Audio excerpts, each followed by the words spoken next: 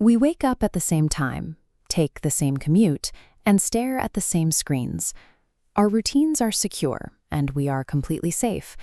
Yet for many of us, this predictability creates a lingering sense of exhaustion, a feeling of being suffocated by our own comfort. We often mistake this malaise for laziness or a lack of discipline. In reality, it is a thinness of breath, a quiet signal from the psyche that a part of us has stopped living. There is a fable about a small fox who believed that the faster he ran, the sooner he would find his answer. He sprinted through the forest until his legs gave out and he collapsed into the dirt at the base of an enormous tree.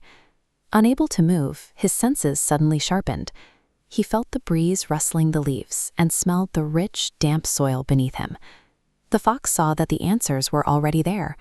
The running itself had been the only thing obscuring them. Modern life mirrors this. We trap ourselves in climate-controlled safe zones, where the temperature is always 72 degrees and the ground is always flat. Without natural friction, our survival senses go to sleep. This sterile bubble disconnects us from reality. To breathe deeply again, we have to step outside the routine and re-engage with the wild. The immediate antidote to this numbness is simple. You physically enter a natural environment. A sensory switch flips the moment you step onto a dirt trail. Without conscious effort, you notice the uneven ground beneath your boots and the shifting wind on your skin. Reconnecting with the wilderness happens in 3 distinct, deepening layers. The first layer is intellectual. You logically recognize that nature is a massive circulating system and that you are a small participant in a vast ecosystem. The second layer is emotional. The scale of the woods allows your shoulders to drop. You realize your personal struggles can be absorbed by this massive system, removing the pressure to manufacture a grand meaning for every hardship. The third layer is physical. The boundaries between you and the environment dissolve. Like a tired child leaning back against a parent, you allow your body to surrender to gravity.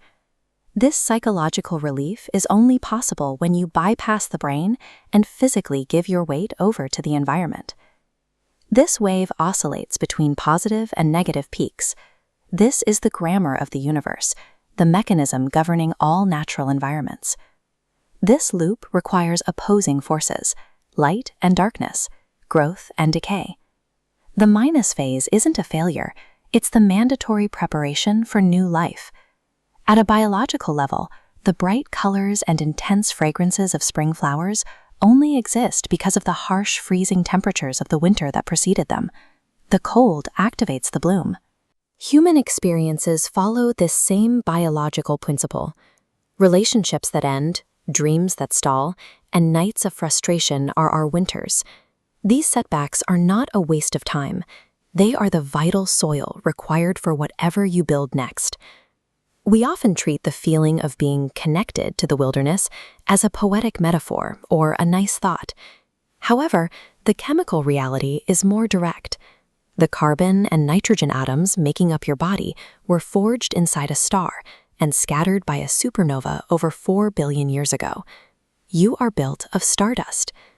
When you feel at peace in the woods, it is a chemical reunion. Your atomic structure is reconnecting with its original source. Society demands relentless efficiency, but stopping to absorb these natural elements is the only way to refuel your biology. Because you are physically part of this system, you are subject to its laws. In every recorded cycle of Earth, the trough of a wave is followed by a peak. Winter is not a permanent state. It is the biological deadline for spring.